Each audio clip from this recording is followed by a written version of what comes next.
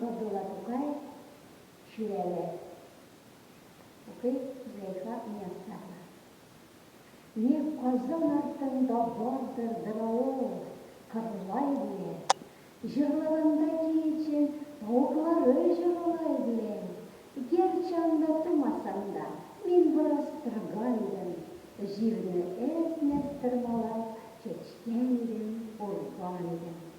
Бу авылның һич онытмыйм, һәр ягы урман иде. Ул болын, яшелләннәр хәтсәдән юрган иде.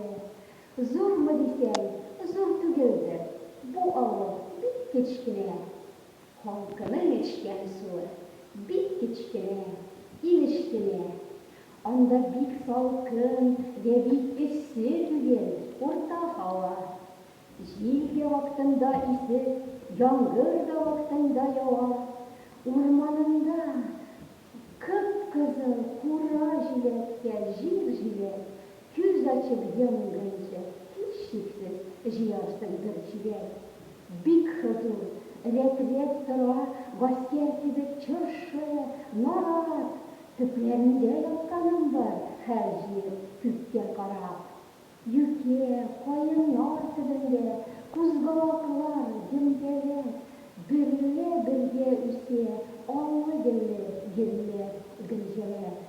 Ак, кызыл, ал, сап-сары, зәңгәр, яшелдән чәчкәләр. Һәр тарафта тәмле чәчкәләр. Үпкәлиләр чәчкәләрне, төрле төсле күбәләкләр килеп. Киткән булып, тагын да шунда чүгәләп.